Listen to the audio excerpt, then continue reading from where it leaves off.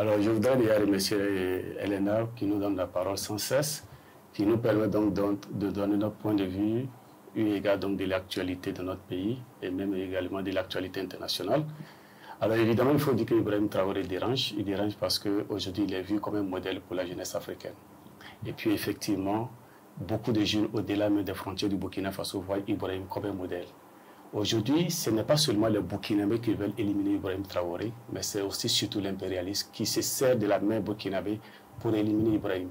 Parce que retenez que le Burkina Faso est stratégique pour l'impérialisme, pour l'Europe, pour la France surtout qui nous a colonisés.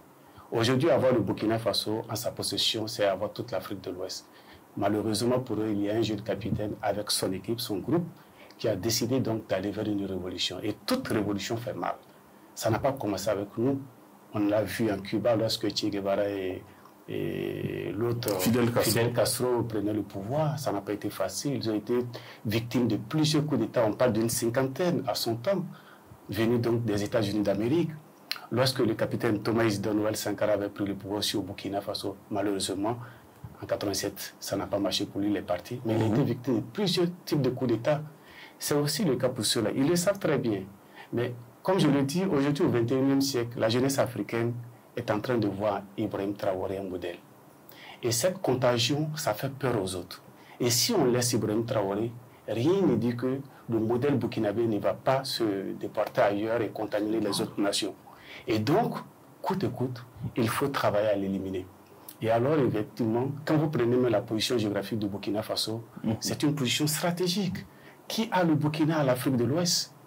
Et puis, ce n'est pas l'homme Ibrahim qu'on déteste, mais c'est tout ce qu'il y a en Afrique de l'Ouest qu'il y a. Et comme c'est lui qui empêche cela, en conscientisant la jeunesse, en leur disant que désormais les choses ne devraient plus se faire comme il se devait, alors ça fait mal. Voyez-vous, regardez un peu la richesse minéralogique qu'on a en Afrique de l'Ouest aujourd'hui, au Burkina, au Mali, en Guinée. Ce sont des richesses sur lesquelles comptent les autres puissances. Mais il y a quelqu'un désormais qui est en train de conscientiser cette jeunesse-là et de lui dire que désormais elle peut s'en sortir. On nous a longtemps fait comprendre qu'on ne pouvait pas réussir de nous-mêmes en tant qu'Africains. Mais aujourd'hui, cette révolution, j'ai pu vous le rassurer, personne ne pensait qu'elle pouvait durer jusqu'à ce temps. Les gens étaient sûrs qu'au jour d'aujourd'hui, cette révolution allait être balayée. Et puis, ils se sont réveillés, et puis ils se rendent bien compte que c'est une révolution qui marche. Qu'est-ce qu'il faut faire? Ils sont passés par tous les canaux. Par l'information, ça n'a pas marché. Par la division de la société burkinabé, ça ne marche pas. Maintenant, il faut utiliser tous les moyens violents, s'il le faut, pour l'éliminer. Et c'est ce qui est en train d'être mis en place. Dieu merci, ça n'a pas marché. On espère que ça ne marcherait pas, parce que c'est une invite à la jeunesse africaine. Nous n'avons pas le choix que de suivre ces révolutionnaires-là et de sortir l'Afrique de sa misère, parce qu'elle a suffisamment subi et que ça doit s'arrêter à un moment donné.